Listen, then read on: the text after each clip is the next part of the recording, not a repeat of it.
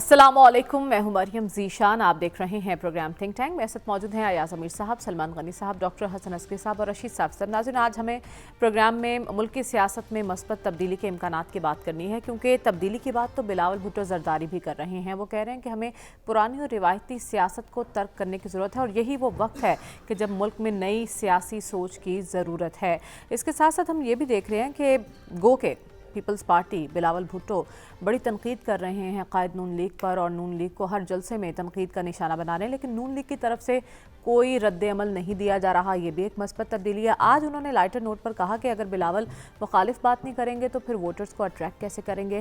ایک اور مثبت تبدیلی ہم نے دیکھی نئے منتخب ہونے والے چیئرمین پی ٹی آئی کی جانب سے. انہوں نے بھی کہا کہ پارٹی کسی سے جھگڑا نہیں کرے گی. تو کیا ہماری سیاست مثبت تبدیلی کی طرف بڑھ رہی ہے؟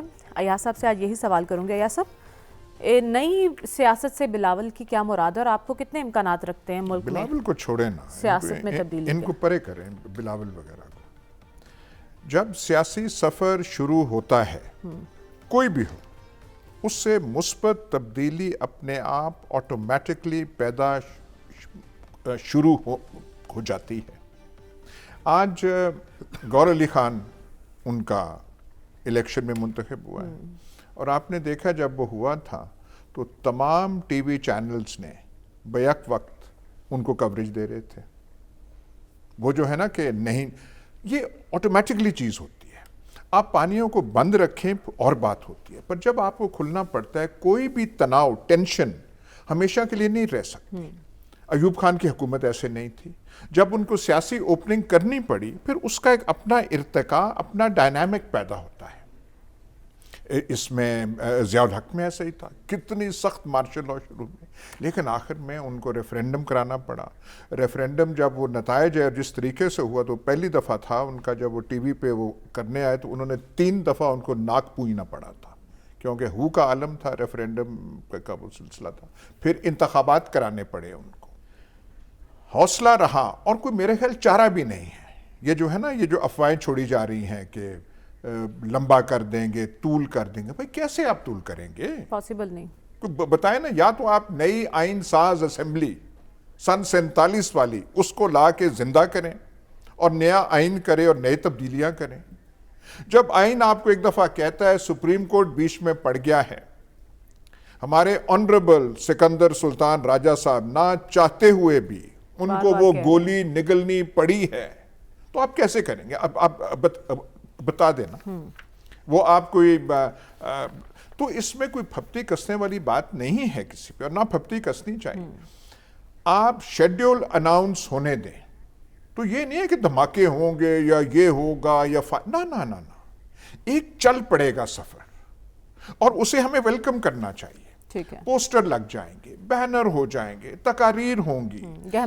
کوئی جو کارنر میٹنگ کی کوئی درخواست بھی کرے گا تو پھر آپ نی جرک ریاکشن نہیں ہوگا کہ نہیں کرنے دیتے. اور 4 اور پارٹیاں اگر آپ کر رہی ہیں تو 5ویں یا 6ٹھی جماعت کو آپ کیسے بند کریں گے؟ ایسے ہو نہیں سکتا. تو جیسے یہ ہوتا گیا آپ دیکھیے گا، اس میں یہ نہیں ہے کہ فلانا وہ سبقت. یہ پھپتیوں سے میرے خیال ہمیں گریز کرنا چاہیے اور دیکھنا چاہیے. صرف تھوڑا سا حوصلہ کریں، اور یہ بھی بات سمجھ لیں کہ پاکستان کے مفاد میں اور کوئی راستہ نہیں ہے. اور ایک میں بات کہوں گا، پی ٹی آئی نے بہت پازیٹیو قدم اٹھایا ہے. انہوں نے وہ جو تھا عمران خان نے کو علیمہ خان کو تو نہیں صدر بنا دیا، چیئرمین. انہوں نے کیا کہتے ہیں کسی اور کو اپنے خاندان سے تو نہیں کر دیا، یا کسی برقی کو یہاں سے اٹھا کے یہ زمان پاک سے نہیں کیا. گور علی خان کل اعتراض ہو رہا تھا کہ وہ تو کوئی ہم جانتے نہیں ہیں. مطلب ہے جب تک آپ کے خاندان میں سے آپ کسی وہ چاچے، مامے، بھتیجے، بھانجے کو نہ اٹھائیں تو آپ راضی نہیں ہوتے. ٹھیک ہے، آپ کہہ رہے ہیں نئے چیئرمین نئی سوچ کے ساتھ ہیں، اور جو مثبت سوچ ہوتی ہے ہمیشہ اپنا راستہ بناتی ہے. سلمان صاحب، آپ کو لگ رہا ہے کہ ہم مثبت سیاست کی جانب بڑھ رہے ہیں؟ دیکھیں، یہ پاکستان میں کس کی خواہش نہیں ہوگی. اور وہ جو سیاست جو ہوتا ہے یہ بہتے پانیوں کا نام ہے. یہ سیاست کے اندر سیاسی طرز عمل اختیار کیا جاتا ہے، مسائل کا سیاسی حل پیش کیا جاتا ہے، اس میں گالی گلوچ نہیں ہوتی. اور یہ تناؤ اور یہ ٹکراؤ، یہ محاذرائی، یہ کشمکش، یہ کیوں کر پیدا ہوا؟ دیکھیں، ماضی کے اندر ہم بھی دیکھتے رہے کہ سیاسی لوگ ایک دوسرے کے ساتھ بیٹھتے بھی تھے، ڈائلاگ بھی کرتے تھے, لڑتے بھی تھے, لیکن بالآخر جمہوری عمل آگے کی طرف چلتا نظر آتا تھا, گالی گلوچ نہیں تھی. آج جو بات کی گئی ہے, دیکھیں دو چیزیں ہیں. ایک تو ہم پاکستان کے اندر جمہوریت کی بات کرتے ہیں کہ مؤثر جمہوریت, مضبوط جمہوریت اور پھر شفاف انتخابی عمل. میں نے کل بھی کہا تھا, میں آج دوبارہ بھی کہتا ہوں کہ آپ پاکستان کے اندر تو جمہوریت مانگتے ہیں, شفافیت کے دعوے کرتے ہیں, لیکن پارٹیز کے اندر ایک جمہوریت نہیں ہے. آج وہ جو اکبر ایس بابر صاحب نے ایک لسٹ مانگی تھی اور انہوں نے کہا کہ وہ انتخابی عمل کا حصہ بننا چاہتے ہیں. کتنی دیر میں الیکشن ہوا؟ ایک بڑی پولیٹیکل پارٹیز کا 15 منٹ کے اندر الیکشن ہوا کہ جی یہ سارے بلا مقابلہ ہو گئے. اور یہ کل تک تو میں سمجھ رہا تھا کہ یہ پروسیس آگے کی طرف چلے گا. اس شخص نے اس کو چیلنج کیا ہے. یہ پرابلم الیکشن کمیشن میں ضرور بنے گا, بننا نہیں چاہیے. لیکن بات یہ ہے کہ پاکستان کے اندر اگر پازیٹیو کوئی بات کر رہا ہے تو پازیٹیو بات کو اپریشیٹ کرنا چاہیے. اگر نئے ان کے چیئرمین نے کہا ہے کہ ہم جھگڑا نہیں کرنا چاہتے, بہت اچھی بات ہے, بہت اچھی بات ہے کہ جھگڑا نہیں. یہاں تک نوبت کیوں کر آئی؟ دیکھیں بات یہ کہ سیاست ایک اچھے طرز عمل کا نام ہے. سیاست میں آپ ڈائلاگ کریں گے. میں نے کل بھی پرویز الہی صاحب کے حوالے سے بات کی تھی کہ سیاسی لوگ آپس میں ملتے جلتے ہیں, سیاسی لوگ راستہ بنانا جانتے ہیں.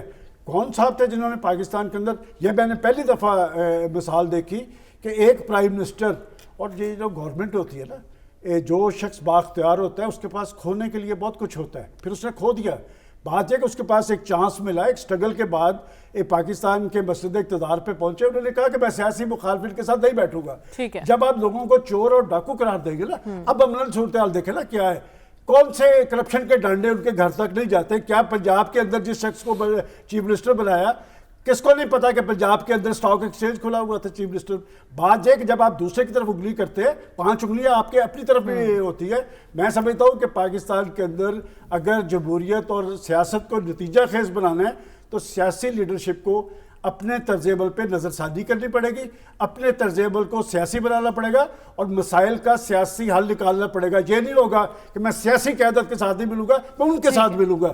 میرا خیال جب تک ان کی طرف اشارہ ہوگا کہ یہ ملک آگے, ان کا اپنا کام ہے, سیاسی لوگوں کا اپنا کام ہے. اگر آپ پاکستان میں جمہوریت اور سیاست کرنا چاہتے ہیں تو پھر آپ کو عوام کی تائید اور حمایت سے آنا پڑے گا, چور دروازوں کے ذریعے. بلاول بھی ایگزیکٹلی یہی بات کر رہے ہیں جو سلمان صاحب آپ نے بات کی ہے. لیکن اگر اب خیالات بدل رہے ہیں, سوچ بدل رہے ہیں ڈاکٹر صاحب, تو آپ کو لگتا ہے ہم آگے کی طرف بڑھ رہے ہیں؟ کوئی مفاہمت, مصالحت ہو سکتی ہے پاکستانی سیاست میں؟ دیکھیں فی الحال تو کوئی ایسے آثار نہیں ہیں, باتیں ہی باتیں ہیں نا. دیکھیے یہ اگر تو آپ جمہوریت کو کامیاب کرنا چاہتے ہیں اور آپ چاہتے ہیں کہ انتخابات سے مثبت نتائج برآمد ہو, مثبت نتائج سے ہماری مراد یہ ہے کہ ایک اسٹیبل گورنمنٹ بن جائے, تو اس کے لیے یہ لازم ہے کہ سیاسی جماعتیں بجائے دوسروں جو اپنی مخالف جماعتوں کو خراب کرنے کے, ان پہ کوئی نہ کوئی کمیاں نکالنے کے لیے یہ کام کرنے کی بجائے اگر وہ ایک پازیٹیو رویہ یہ کریں کہ وہ بتائیں کہ وہ آئندہ کیا کرنا چاہتے ہیں. جو اس وقت ملک میں معاشرتی, سیاسی اور اقتصادی تناؤ ہے اور جو مسائل ہیں ان کو ایڈریس کرنے کے لیے آپ کیا طریقہ کار اختیار کریں گے. اب اگر تقریریں اٹھا کے دیکھیں, اچھی خاصی تقریریں جو ہیں نا وہ اپنے مخالفین پہ گولہ باری کی بھی ہوتی ہیں. تو چلیے ٹھیک ہے, لوگوں سے نعرے لگوانے کے لیے عام طور پہ جلسوں میں لوگ کرتے ہیں, لیکن وہ تو پریس کانفرنسوں میں یہ بات ہوتی ہے, وہاں تو کوئی تالی نہیں بجا رہا ہوتا, نہ جلسہ عام ہو رہا ہوتا ہے. تو بات یہ ہے کہ اس رویے کی تبدیلی کی ضرورت ہے. اور آج بھی ہم نے دیکھا کہ وہ پی ٹی آئی کا الیکشن ہوا, 2 پارٹیز نے اٹیک کیا کہ یہ اس میں یہ خرابی تھی, وہ خرابی تھی. ہمیں ہنسی آتی ہے کہ ہماری سیاسی جماعتوں کے انتخابات کس قسم کے ہوتے ہیں, سبھی میں اسی قسم کے ہوتے ہیں. تو لیکن یہ نہیں کہ اب بس چونکہ مخالفت کرنی ہے وہ لہٰذا ضرور تنقید کرنی ہے, لہٰذا تنقید ہوئی. آج بھی ہمیں جو پی ٹی آئی کا الیکشن ہوا ہے اس پہ تنقید ہوئی ہے, 2 بڑی پارٹیوں نے دبا کے تنقید کی ہے اور الیکشن کمیشن سے کہا ہے کہ جی اس کو ایکسیپٹ نہ کریں, اس کو سکروٹنی کریں. الیکشن کمیشن کو چاہیے کہ جتنی پارٹی ہیں ذرا ان کے ایک ہی کرائٹیریا استعمال کریں نا, ایک کے لیے نہ استعمال کریں. دوسری بات جو ایک چیز سمجھنا ضروری ہے تمام بڑی پارٹیوں کو, اگر آپ چاہتے ہیں کہ یہ انتخاب کریڈیبل ہوں, یہ انتخاب ایکسیپٹ ہوں کہ واقعی ایک اپرچونٹی تھی اپنی رائے کے اظہار کا, تو کسی بڑے پلیئر کو میدان سے نکالنے کی کوشش نہ کریں. ٹھیک ہے. اگر آپ یہ سمجھتے ہیں کہ الیکشن کمیشن پہ پریشر ڈال کے الیکشن کمیشن پہ کس سے کہانیاں کھڑی کر کے ایک پارٹی کو آپ فارغ کروا سکتے ہیں، تو دیکھیے اگر آپ ایک بڑی پارٹی کو فارغ کریں گے نا تو آپ کے الیکشن کی کریڈیبلٹی انٹرنیشنل لیول پہ زیرو ہوگی. لہٰذا یہ امتحان الیکشن کمیشن کا بھی ہے کہ کسی بڑے پلیئر کو قانونی سہارا لے کر یا کوئی دوسرا سہارا لے کر اگر آپ جو ہے قانون کے حوالے سے یا ایڈمنسٹریٹو ایکشن کے حوالے سے باہر نکالتے ہیں تو نکال تو سکتے ہیں، کیونکہ اقتدار ہے، طاقت ہے، عہدہ ہے، اور عہدہ عہدہ ہوتا ہے تو ظاہر ہے وہ پاورفل ہوتا ہے، لیکن اس کا نتیجہ یہ ہوگا کہ یہ انتخابات بے معنی ہو کے رہ جائیں گے. ٹھیک ہے. لہٰذا یہ چیز سمجھنا ضروری ہے کہ چھوٹی چھوٹے مقاصد کے حصول کے لیے جو بڑے مقاصد ہیں جس سے پاکستان کا مستقبل منسلک ہے کہ انتخاب صحیح ہو، انتخاب میں تمام پارٹیز کو ایکول اپرچونٹی ملے، اس سے پاکستان کا مستقبل ہے. کیونکہ اگر انتخابات کے بعد سٹیبل گورنمنٹ نہیں بنتی تو وہ سٹیبل گورنمنٹ جو ہے وہ پاکستان کی اقتصادی مشکلات کو حل کرنے میں کامیاب کبھی نہیں ہو سکتی. لہٰذا اس وقت بیہیویئر پولیٹیشنز کا یہ ہونا چاہیے کہ ایک دوسرے میں برائیاں نکال کے ایک دوسرے کی ٹانگ کھینچنا بند کریں. انتخاب کو سامنے رکھتے ہوئے آپ اپنا نقطۂ نظر پیش کریں کہ آپ کے ہاں غربت ہے، آپ کے ہاں انفلیشن ہے، پرائس ہائیک ہے. آپ بازار میں جائیں، دکاندار بالکل آزاد ہے، جو مرضی قیمت آپ سے چارج کر لے، تو آپ یہ کس طرح اس کو کنٹرول کریں گے؟ کیا طریقہ کار ہے آپ کے پاس ایڈمنسٹریٹو پرائسز کو مینیج کرنے کا؟ اور کیا طریقہ کار ہے کہ ایگریکلچر جو آپ کا اتنا نیچے جا رہا ہے اور آپ کی جو اکنامک ڈیولپمنٹ ہے اس کی پرسنٹیج تو چیک کریں نا. ٹھیک ہے، آپ کہہ رہے ہیں نا فیوچر پلان عوام کے سامنے رکھا جائے کہ ہم کیا کر سکتے ہیں اور کیا کرنا چاہتے ہیں اور صلاحیت کیا ہے ہم میں کرنے کی. لیکن آپ نے مثبت سیاسی طرز عمل کی بھی بات کی، تو صافی صاحب مثبت سیاسی طرز عمل کے کتنے امکانات لگ رہے ہیں آپ کو؟ امکانات تو بالکل ہی نہیں ہے میری نظر میں. اگر آپ بلاول بھٹو زرداری صاحب کا لب و لہجہ آج سنیں تو ان کی تلخی گوچے انہوں نے مسکرا کے یہ باتیں کی ہے، اور مسلم لیگ نون پہ جو انہوں نے طنز کے تیر برسائے ہیں وہ انہوں نے ہنسی میں وہ بات کی ہے، لیکن ان کا اندر سے غصہ اور ان کے اندر سے جو انتقام کی ایک بھوت تھی، پتہ نہیں کس چیز کا وہ انتقام لے رہے. ابھی تو ووٹ کو جو نواز شریف صاحب کو مشورہ دے رہے تھے، ووٹ تو ابھی پول ہی نہیں ہوا. اب کس ووٹ کی بات کر رہے ہیں جس کو نواز شریف سے وہ عزت دلوانی کی بات کر رہے ہیں؟ اگر پچھلے انتخابات کی بات ہو رہی ہے تو مجھے سمجھ نہیں لگ رہی. شاید اگر وہاں سے بات سٹارٹ کرنا چاہتے ہیں تو ایک الگ کہانی بن جائے گی. لیکن ابھی تو ووٹ کی نوبت آئی ہی نہیں ہے. تو پیپلز پارٹی کی تلخی جو ہے برقرار ہے. گوچے زرداری صاحب نے کوشش کی ہے کہ پرانی سیاست کا نمائندہ ہو کے بیٹے کو سمجھانے کی کوشش کی ہے کہ سیاست میں جوش اور جذبہ اور غصے کی بجائے مساحلت اور مفاہمت جو ہے سب سے اہم ہوتی ہے. اور دوسری بات جو کی گئی، دیکھیں بالکل نہیں. اگر چلے ڈنر بھی ہو گیا دبئی میں، مسکرا کے تصویریں بھی بنی، پھر کوئٹہ میں بھی پگڑیاں شگڑیاں بھی ایک دوسرے کو پہنائی گئی، لیکن آج کے پریس کانفرنس میں زرداری صاحب کے بیانیہ میں اور بلاول بھٹو کے بیانیہ میں تو زمین و آسمان کا فرق نظر آ رہا ہے. ابھی تو آپ نے کوئی انتخابی مہم کا باقاعدہ آغاز بھی نہیں ہے. کل ہی ہم ڈسکس کر رہے تھے کہ آپ کے بقول انتخابی فضا بن ہی نہیں پا رہی. تو پھر وہ کیوں مسلم لیگ نون پہ اس قدر غصے میں ہے؟ کیا ان کو اپنی شکست کا یقین ہو گیا؟ کیا انہیں یہ نظر آ گیا ہے کہ نواز شریف صاحب جیت گئے ہیں، مسلم لیگ نون جو ہے یہ بازی لے کے چلی گئی ہے؟ اگر ایسا ہے تو پھر تو ان کے پاس اگر کوئی انفارمیشن ہو، کسی انفارمیشن کی بنیاد پہ یہ بات کر رہے ہیں تو پھر شپ کیوں بات وہ کر رہے ہیں؟ وہ پھر انتظامیہ کی بات کیوں کر رہے ہیں؟ کیا یہ انتظامیہ کی بس کی باتیں ہیں اتنی بڑی مریم؟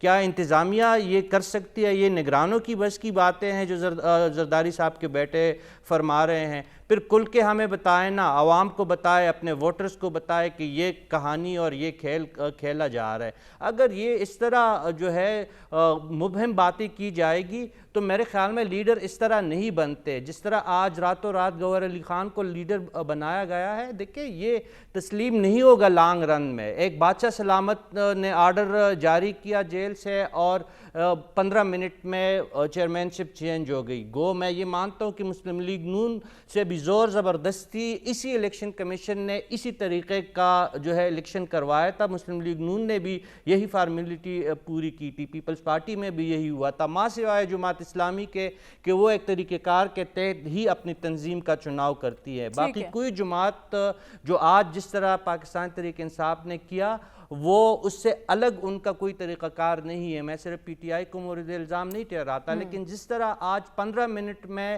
پی ٹی آئی کے کپتان کا فیصلہ ہوا، اسی طرح اگر 8 فروری کو انتخابات ہوتے ہیں تو جو بندوبست کیا گیا ہے وہی نتائج آئیں گے۔ زرداری آپ کا یہ صاحب ماننا ہے روئے، کہ پارٹیز ہنسے، کے اندر بلاول ہی صاحب غصہ شفاف نکالے، انتخابات نہیں کچھ ہوتے بھی تو کرے۔ آپ کیسے مطالبہ کر سکتے ہیں کہ عام انتخابات شفاف ہوں؟ ایاز صاحب، آپ کی چونکہ خدمات رہی ہیں، سیاسی جماعتوں کے ساتھ بھی آپ وابستہ رہے ہیں، یہ انٹرا پارٹی الیکشن کی کیا اہمیت اور حیثیت ہوتی ہے اور کیا پولیٹیکل پارٹیز میں اختلاف رائے کی اجازت ہوتی ہے؟ سراہا جاتا ہے اس کو؟ ویسے میں حیران ہوں، ویسے کیا کیا باتیں ویسے آپ کرتے ہیں۔ میں کہہ رہا ہوں کہ آگے کی طرف جا رہے ہیں، ارتقاء ہے، ہضم نہیں ہو رہی نا بات، نہ آپ کو ہو رہی ہے، نہیں مجھے تو ہو رہی نہ ہے۔ حضرت کو ہو رہی ہے، نہ وہاں ہو رہی ہے۔ مطلب میں نے کہا کہ آج کم از کم ایک آگے کی طرف ہے تو اس میں کیڑے نکالنے کی کوشش نہیں کی جائے گی، نہیں باز آ رہے۔ لیکن آپ کے تجربے سے استفادہ چاہتے ہیں بات نا؟ تو سنیں نا، جواب تو سنیں نا، جو آپ کا حوصلہ تو سنیں نا۔ اتنا خطبے جتنا تو آپ وہ سوال پوچھتی ہیں، پھر وہ جواب کا آپ کو نہیں ہوتا۔ صبر نہیں ہو رہا، برداشت نہیں ہو رہا، تکلیف ہو رہی ہے کہ یہ کیسے ہو گیا۔ انہوں نے کوئی غلط متنازع خاندان سے اٹھا کے کیوں نہیں صدر بنا دیا؟ گوہر علی خان، اس پہ اعتراض۔ کل کہہ رہے تھے کہ پرانے کسی کو نہیں کر سکتے تھے، ان کی پہلی چوائس حامد خان تھے۔ حامد خان نے انکار کیا کہ میری ایج نہیں ہے، میری صحت نہیں ہے، فلانا نہیں ہے۔ وہ کل کا پروپیگنڈا وہ تھا۔ آج ہے جا رہے پی ٹی آئی کی بات نہیں ہے۔ ملک اگر الیکشن کی طرف نہیں جائے گا اور کہاں جائے گا؟ اور کوئی راستہ بتایا جائے۔ اور الیکشن آپ نے کرانے ہیں تو اس میں ایسے کرانے ہیں کہ ایک فریق کا یا دو فریق کا جیسے بھی ہے، ون سائیڈڈ ریس آپ کریں اور باندھ کے رکھیں۔ جو ڈاکٹر صاحب نے بات کہی ہے، مطلب عام فہم کی بات ہے، کامن سینس کی بات ہے، دنیا کہہ رہی ہے کہ الیکشن کرانے ہیں، الیکشنوں کا مذاق نہ اڑائیں۔ وہ جو ہے ہر ایک کو برابری کی جگہ ہو، برابری ہے۔ اب وہ تکلیف ہو رہی ہے، تکلیف کی آج شروعات ہے، دیکھنا تو صحیح مرض کہاں تک پہنچتا ہے۔ میں نے کہا تھا پھپتی نہیں کسنی چاہیے، پھپتی کے موڈ میں ہوتا تو میں کہتا میں نے الیکشن میں ساری گنتیاں چھوڑ کے یہاں پہ آنا ہے صرف چہرے مبارک کا دیدار کرنے کے لیے، وہ دیکھنے کے۔ اور یار ایک بات سنیں، اس ملک کو بھنور سے نکالنا ہے یا نہیں نکالنا؟ یہ جو آج کا بحران ڈیڈ لاک بنا ہوا، یہ کوئی اچھی بات ہے؟ الیکشن جیسے بھی ہوں، جس طریقے سے مقدمات ہیں، وہ جو اس جماعت کے سربراہ ہیں جن پہ پھپتی کسے بغیر ہمارے محرک ساتھی نہیں رہ سکتے، ٹھیک، وہ تو اندر ہی ہے نا، وہ تو کیمپین نہیں کریں گے، ٹھیک ہے، وہ الیکشن نہیں لڑیں گے، وہ تب بھی آپ راضی نہیں۔ کون سا آپ کو نسخہ چاہیے پھر؟ They have almost declared کہ سربراہ جو ہے، چاہے وہ کہیں ٹیمپرری ہے، فلانا ہے، ڈھمکانا ہے، الیکشن میں جب جائیں گے گوہر علی خان ہوگا۔ کیونکہ جیسے کیسز بنے ہوئے ہیں، سائفر ختم ہوتا ہے تو چلے، وہ تو اندر ہے، تو پھر تو آپ راضی ہو نا۔ ٹھیک ہے، مطلب ایک آپ کو ماڈریٹ آگے بڑھنا ہے تو پھر آدمی الیکشن ملا ہے کی تو اس جانب پہ راضی جانا ہو ہوگا، جائیں۔ الیکشن کروانے ہوں گے اور پھر ڈیڈ لاک کسی کیفیت ختم کرنی ہوگی۔ سلمان صاحب، پھر آگے کیسے بڑھنا ہے ہم نے؟ دیکھیں، آج ہم پہ یہ بات سوار ہے کہ آگے کی طرف بڑھنا ہے، مثبت تبدیلی۔ یہاں پر اسی پروگرام میں سیاسی مخالفین پہ پھپتی تو دور کی بات ہے، کیا کچھ نہیں کہا جاتا. میں نے آج تک کسی سیاسی لیڈر کے بارے میں غلط لفظ استعمال نہیں کیا. اور بات ہے کہ ہم بطور تجزیہ کار یہاں بیٹھے ہیں، آپ بھی ہمیشہ کہہ دیتی ہیں کہ آپ کی سیاسی جماعتوں کے لیے خدمات ہیں، تو پھر اس سیاسی کلچر پہ بات کرنی چاہیے کہ کیا وجہ ہے کہ پاکستان کی سیاست میں تناؤ کیوں آیا، ٹکراؤ کی کیفیت کیوں کر طاری ہوئی. ہم تو ماضی کے اندر دیکھتے رہے، میرا اکھاڑا سے تعلق ہے، وہاں پر پاکستان کے چوٹی کے سیاستدان رہے ہیں. میں نام یاسین خان بھٹو، میاں منظور احمد بھٹو، سید سجاد حیدر، عارف چودھری، میاں محمد زمان، کہ اتنے بڑے لوگ تھے. میں نے ہمیشہ انہیں اکٹھے دیکھا ہے، اکٹھے بیٹھ کے کھاتے دیکھا ہے. تو بات یہ کہ پاکستان کی سیاست میں 30-35 سال مجھے ہو گئے ہیں. ہم نے عمران خان کو نواز شریف سے بھی ملتے دیکھا ہے، نواز شریف کو بے نظیر سے بھی ملتے دیکھا ہے. یہ پاکستان کی سیاست میں ڈیڈ لاک کیوں پیدا ہوا ہے؟ دیکھیں ہم وہ اصل بات نہیں کرتے. دراصل ہم یہاں پر تجزیہ کار کی حیثیت نہیں، ہم فریق بن کے بیٹھتے ہیں اور فریق بن کے بات کرتے ہیں. اگر واقعتاً پاکستان کو آگے کی طرف لے جا رہا ہے، یہ ساری تلخی آج کیوں ہے الیکشن کے حوالے سے؟ اس لیے کہ ایک ایسے واقعات پاکستان میں ہوئے ہیں جو اس سے پہلے پاکستان میں کبھی نہیں ہوئے. کبھی پاکستان کی ریاست کو یا ریاستی اداروں پہ پولیٹیکل ورکرز نہیں حملہ آور ہوئے. سیاسی بیانات ہوتے تھے، مخالفت ہوتی تھی، جمہوریت کی بات کی جاتی تھی، جمہوری روایات کی بات کی جاتی تھی، سیاسی ایشوز کی بات کی جاتی تھی. آج مجھے نہیں سمجھ آتی کہ پاکستان کی سیاست میں کسی شخص کو اس بات کا احساس ہے کہ غریب آدمی کا چولہا نہیں جلتا، اس کے بچے کو صحت کی ایجوکیشن کی سہولتیں نہیں ملتی، اس کے بچے کو ترقی کے موقع نہیں ملتے. پاکستان کے اندر گورننس نظر نہیں آتی، مہنگائی ہے، بے روزگاری ہے، غربت ہے، پسماندگی ہے. یہ سکور سیٹل کیے جاتے ہیں کہ فلاں سے سکور سیٹل کرنا ہے. اور آپ حالت دیکھیں کہ مخالفین کو کیا کیا کچھ کہہ کے نہیں پکارا جاتا رہا. دیکھیں میں آپ کو ایک مثال دیتا ہوں کہ پرائم منسٹر جو ہوتا تھا نا، پرائم منسٹر ہمیشہ مذاکرات کی بات کرتا تھا، ڈائیلاگ کی بات. یہاں سی پیک کا ایشو تھا، مجھے یاد ہے بہت بڑا کرائسس آیا. اس وقت کے پرائم منسٹر نواز شریف نے پاکستان کی ساری پولیٹیکل لیڈرشپ کو لا کے پرائم منسٹر اس میں بٹھایا. اس کے بعد دہشت گردی کا واقعہ ہوا، عمران خان سمیت ساری پارٹیز کو لا کے وہاں پر بٹھایا اور بیٹھ کے بات کی ہے. کچھ لوگوں نے پاکستان میں ڈیڈ لاک پیدا کیا، تناؤ پیدا کیا، ٹکراؤ پیدا کیا، الزام تراشی تھی، گالی گلوچ تھی. میں سمجھتا ہوں کہ ان کو اپنے طرز عمل پہ نظر ثانی کرنی چاہیے. اگر پاکستان میں جمہوریت اور سیاست نتیجہ خیز بن جائے تو پھر جمہوری طرز عمل اختیار کرنا پڑے گا، سیاسی طرز عمل اختیار کرنا پڑے گا. اہم سوال یہ ہے نا کہ وہ لوگ ماضی سے سبق سیکھنے کو تیار ہیں یا نہیں. ڈاکٹر صاحب آگے کا راستہ کیا ہے، کیسے بڑھنا ہے؟ آگے کا راستہ یہ ہے کہ جو ہمارے ہاں جو زوال آیا کہ زبان کا استعمال اور دوسرے پہ الزام لگانا، یہ ایک ہمارا سیاسی کلچر بدلا ہے. اور سیاسی کلچر بدلا ہے جنریشنل چینج کے بعد. وہ جو بات کی جاتی ہے کہ رکھ رکھاؤ تھا، لحاظ تھا، وہ جنریشن اس وقت ختم ہو چکی ہے مور اور لیس. یا سائیڈ میں کچھ لوگ بیٹھے ہوئے ہیں. اب آپ کی پولیٹکس کا سٹائل بدل گیا ہے. اس کی وجہ سے نان ٹالرنس جو ہے وہ ہر بڑی پارٹی نے شو کی ہے. جو زبان کی استعمال کا جو طریقہ کار بدلا ہے وہ آپ کو ہر پارٹی میں ملتا ہے. ہر پارٹی میں ایسے دیکھیے، اس وقت ہماری بڑی پارٹیوں کے قریب جانے کے لیے جو ٹاپ کے جو فیصلہ کرتے ہیں اس کا بڑا آسان طریقہ ہے. ان کی مداح سرائی کیجئے اور اپنے مخالفین پہ گند اچھالیے. آپ کو ہر پارٹی میں چند ایک، میں نام نہیں لینا چاہتا، ہم سب کو پتہ ہے کیونکہ ہم سنتے ہیں میڈیا پہ، یوں بھی دیکھتے ہیں کہ بہت سے لوگوں نے صرف اپنی گفتگو کی وجہ سے اپنے آپ کو لیڈرشپ کے قریب کیا ہے. تو لہٰذا اس کی سب سے بڑی ذمہ داری لیڈرشپ پہ آتی ہے کہ جو پارٹی کا جو سٹائل ہوتا ہے، پارٹی کا جو رجحان ہوتا ہے، پارٹی کا جو سوچ کا طریقہ ہوتا ہے، وہ لیڈرشپ دیتی ہے. کیونکہ ہمارے ہاں لیڈرشپ پارٹی کو کنٹرول کرتی ہے. پولیٹیکل پارٹیز جمہوری نہیں ہیں. عام ممبر سوچ نہیں پیدا کرتا، بلکہ لیڈرشپ پہ جو گروپ بیٹھا ہوتا ہے، چاہے فیملی ہے، چاہے وارڈ 5 7 10 آدمی اور ہیں، وہ کنٹرول کرتے ہیں. جب تک وہ اپنے رویے کو نہیں بدلیں گے اور انتخاب کے لیے جمہوری کلچر کو اڈاپٹ نہیں کریں گے. دیکھیے، جمہوریت کا نعرہ لگانا اور جمہوریت کے کلچر کو اپنے اندر داخل کرنا، اپنے رویے کو سیلف ریسٹرینٹ، جمہوریت کا ایک بنیادی اصول یہ ہے سیلف ریسٹرینٹ. اور سیلف ریسٹرینٹ کا مطلب یہ ہوتا ہے کہ میں خود کہوں دیکھیں آئین میں یہ لکھا ہوا ہے لہٰذا میں یہ نہیں کروں گا. اب رویہ یہ ہے آئین میں کچھ بھی لکھا ہو کر دو، دیکھا جائے گا ہم اگر اپنی مرضی مخالف کریں کسی گے۔ ہائی کورٹ سپریم کورٹ چلا گیا تو وہاں کر لیں گے، ورنہ ہم اپنا راستہ نکال لیں گے۔ ٹھیک ہے سر صاحب، ایسا کیوں ہے کہ پارٹیز میں اگر مخالفین پر تنقید کی جائے تو انہیں سراہا جاتا ہے، لیکن اگر ایشوز پر پارٹی ورکر بات کرتے ہیں تو انہیں شو کوز نوٹسز مل جاتے ہیں؟ یہ کلچر تبدیل نہیں ہو سکتا؟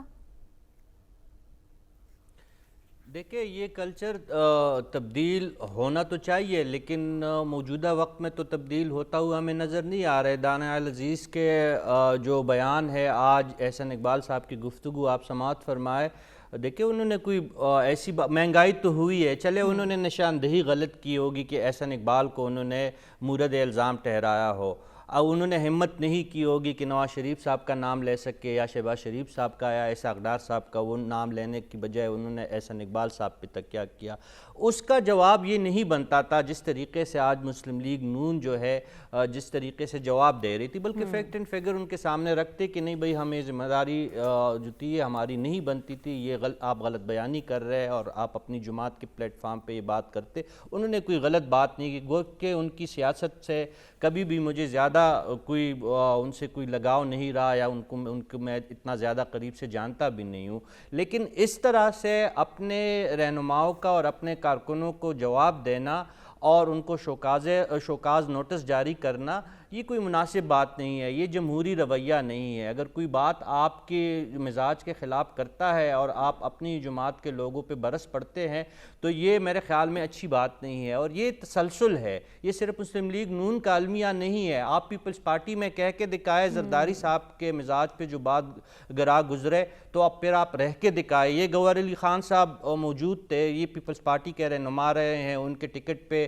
انہوں نے الیکشن لڑا ہے، ان سے پوچھیے نا کہ پیپلز پارٹی میں جو صوبائی تنظیم تھی ان کا رویہ ان کے ساتھ ابھی چند سال پہلے تک کس طرح رہا تھا، حالانکہ انہوں نے ٹیک ٹاک ووٹ لیے تھے ضلع بنیر سے، یہ جو ابھی پی ٹی آئی کے جو نئے کپتان بنے ہیں ان سے پی ٹی آئی کے اندر کی آپ معلومات لیجئے گا۔ پھر یہ جو باقی جماعتیں ہیں، یہ پی ٹی آئی کے اندر جو کچھ ہوتا رہا، جس طریقے سے ان کی میٹنگز جو ہے ہماری سرکار بیٹھی ہے، ان کو زیادہ پتہ ہے کہ کس طریقے سے کپتان صاحب اپنے لوگوں کو بلاتے اور کن کن طریقوں سے ان کو مخاطب کرتے جو ان کے مخالفین تھے۔ یہ سیاسی جماعتوں کے اندر جو ہے رویے وہ غیر جمہوریت کے علم بردار بندی ہے، لیکن اپنی پارٹیز کے اندر ان میں جمہوریت نہیں ہے۔ ہمیں پروگرام میں آگے بڑھنا ہے اور بات کرنی ہے عارضی جنگ بندی کے بعد ایک بار پھر سے وحشیانہ بمباری کا عمل شروع کر دیا گیا اسرائیل کی جانب سے، کیا پلاننگ ہے اور جنگ کے دائرہ کار کو کیوں وسیع کیا جا رہا ہے، اس پر بات کی جائے گی اس بریک کے بعد۔ سٹے ود اس۔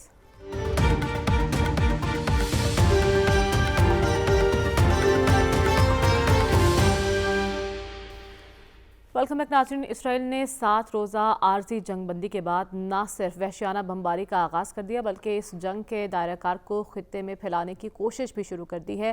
ہم نے دیکھا کہ اسرائیل کی جانب سے دمشق کے مضافاتی علاقے اور لبنان کی سرحد پر بھی حملے کیے گئے ہیں۔ یہ سب کیا پلاننگ ہے اسرائیل کی؟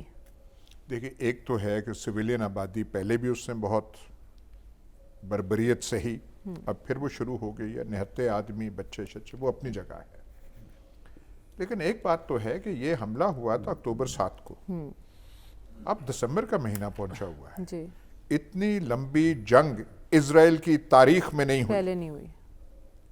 جو حزب اللہ کے ساتھ 2006 میں تھی وہ 1 ماہ رہی تھی، اس کو یہ کراس کر گئی ہے، اور ابھی تک اس ساری وحشیانہ بمباری وغیرہ کے باوجود اور نوردن وہ جو غزہ سے لوگوں کو آنا پڑا سب کچھ، حماس شکست نہیں ہو رہی، پسپائی کو پسپائی تیار نہیں ہے۔ نہیں اختیار کر رہے، اور یہ وہ کر رہے ہیں جو ویتنامیوں نے ویتنام میں امریکیوں کے خلاف کیا تھا، جو طالبان نے یہاں پہ کیا افغانستان میں، آپ دیکھ لیں 16-17 سال وہ لمبی تھی، حملہ کر کے اسرائیلی ٹینکس پہ، اسرائیلی فوجیوں پہ حملہ کر کے وہ نیچے چلے جاتے ہیں، وہاں پہ جا کے وہ بالکل وہ ان کی رکاوٹ، اور وہ پھر وہ کر رہے ہیں جو امریکہ نے ویتنام میں کیا۔ ٹھیک ہے، امریکہ نے جو بمباری کیمبوڈیا پہ کی، جو لاؤس پہ کی، لاؤس پہ انہوں نے اتنا اسلحہ امریکیوں نے پھینکا کہ پوری سیکنڈ ورلڈ وار میں مجموعی طور پر نہیں پھینکا گیا تھا جو انہوں نے لاؤس کے ساتھ کیا۔ جب اور آپ کو نہیں ہوتا تو اوپر سے آپ بمباری کرتے رہتے ہیں جو اسرائیل کر رہا ہے، لیکن ان کے وہ جو ہے جو نصب العین ہے کہ ہم ڈسٹروائے کر دیں گے، اس میں جو نہتے شہری ہیں गाजा के, वो वो सफ़र कर शहीद रहे हो हैं। रहे हैं। बिल्कुल, लेकिन जब आरजी जंगबंदी हुई थी सलमान साहब, तो एक उम्मीद की किरण पैदा हुई थी कि शायद ये मुस्तकिल जंगबंदी में बदल जाए, ऐसा क्यों नहीं हुआ? देखिए, आपको याद है जब लास्ट वीक में जंगबंदी हुई थी तो मैंने कहा था कि ये आर्जी ही है, इसलिए कि जैसे अभी कहा गया है ये 8वां हफ्ता है, और अगर आप इंटरनेशनल मीडिया देखें ना तो उन पे हमास तो चंद हज़ार पे मबनी एक तंजीम थी। आप ज़रा आलमी मीडिया देखें कि सारा आलमी मीडिया हमास के दर पे है। कौन सा ऐसा खौफ है? इसलिए कि ये कोई सिलसिला उन्होंने गज़ा पे आज नहीं शुरू किया, ये माजी के अंदर भी हुआ। इस तरह के हमला करने के बाद वो कोई एक हिस्से पे काबज़ होते थे, अभी तक वो कब्ज़ा नहीं कर सके। और मुझे याद पड़ता है कि 2 हफ्ते पहले इन्होंने कहा था कि जी हमने अल्टीमेटम दे दिया कि 24 घंटे के अंदर गज़ा खाली वो गज़ा खाली नहीं होगा। ये गज़ा फ़लस्तीनियों का जो रद्द-ए-अमल है, इससे आप देखें कि नेतन्याहू उसके अंदर भी एक रद्द-ए-अमल हुआ, इसराइल के अंदर भी, दुनिया के अंदर इस पे असरात हुए हैं। और बात ये कि वो यूक्रेन ने वो कहाँ भूल गया, इसका मतलब इसके पीछे कुछ और भी है। और बात ये जो मजलूम होते हैं ये सारी ज़िंदगी मजलूम नहीं रहते। एक तंग आमद बजंग आमद कि आपने एक जुल्म, बर्बरियत, कत्लो गारत उसका एक समातारी किया हुआ था। जब आप चाहते थे आप फ़लस्तीनियों को मारते थे, और फ़लस्तीनियों जैसी दिलेर कौम नहीं है, तारीख़ ये बताती है। और जब आप किसी को दीवार के साथ लगाने की कोशिश करते हैं तो फिर उसका रद्द-ए-अमल होता है। बात यह है कि फ़लस्तीन का मसला आलमी मसला बन गया है और हमास उनके ऊपर सवार है, उनके लिए खौफ की अलामत है। बात है जब तक मसले का सियासी हल नहीं निकालेंगे ये हमास का फिनोमेना जो है ये चलता रहेगा। लेकिन हमने देखा कतर ने एक अहम किरदार अदा किया था सालिस के तौर पर जंगबंदी के लिए। अब वो फिर कह रहा है कि हम कोशिशें कर रहे हैं कि जंगबंदी के मुआहदे में तौसीह हो सके या इस अमल को रोका जा सके। तो कतर एक बार फिर कामयाब होता नजर आ रहा है। डॉक्टर साहब से जानूंगी इस ब्रेक के बाद। Stay with us.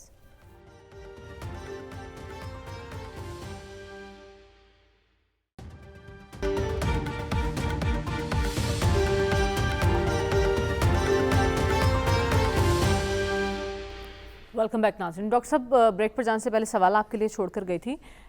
जंग बंदी के बाद हम देख रहे हैं एक बार फिर वहशियाना बमबारी का आगाज़ कर दिया गया, और कतर अब कोई किरदार अदा कर सकता है जो उसने पहले सालिस का किरदार अदा किया? कतर इस सिलसिले में काम कर रहा है।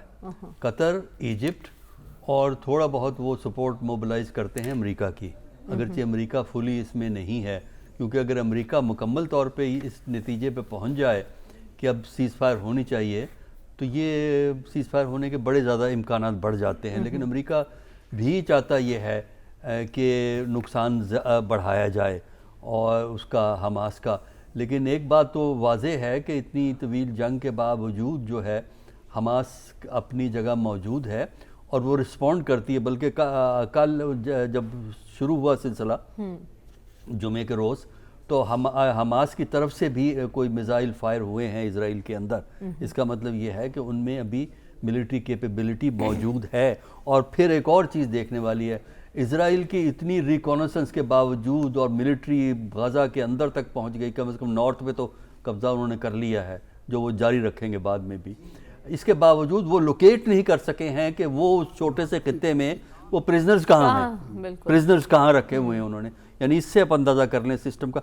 वजह उसकी ये है कि उनकी कामयाबी का राज जो है वो एक कमिटमेंट है, एक नज़रिए को, एक सोच को, और उनको ये मालूम है कि आम हालात में भी इजराइल उनको जिंदा नहीं रहने देगा। ठीक है, लिहाजा वो कहते हैं ठीक है अगर मरना है तो फिर हम लड़के मरेंगे ना, कन्फ्रंटेशन करेंगे। जहाँ कुर्बानी का जज्बा इतना स्ट्रॉन्ग मौजूद हो, आप उस तहरीक को कमज़ोर तो कर सकते हैं, वक्ती तौर पे ख़त्म नहीं कर सकते। वो ये कहते हैं ना, हमारी ताकत असलहा नहीं, हमारी ताकत ईमान है। ईमान है और एक मकसदियत है। ठीक है साफ़ी साहब, कतर अगर कोशिशें कर रहा है तो अमेरिका की तरफ भी ऐसे बयानात आ रहे हैं। अमेरिका कह रहा है कि हमास को कुचलने के आज़म का इजहार किया जा रहा है, ये क्या जाहिर करता है?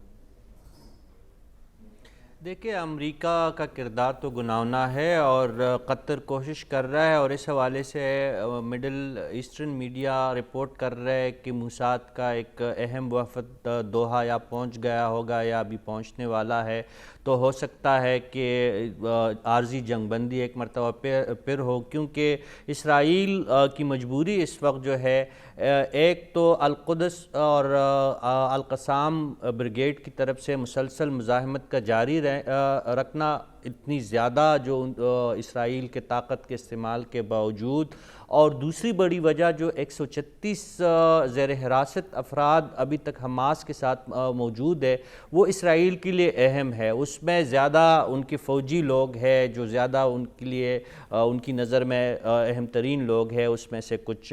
اس وجہ سے ان کو ایک دفعہ پھر عارضی جنگ بندی کی طرف جانا پڑے گا، لیکن اس کا یہ مطلب نہیں ہے کہ جنگ مکمل ختم ہو جائے گی. اسرائیل کی جو ہوگا. پروگرام کا وقت ختم ہوا چاہتا ہے، ہمیں اجازت دیجیے، آپ سے انشاءاللہ کل ملاقات ہوگی.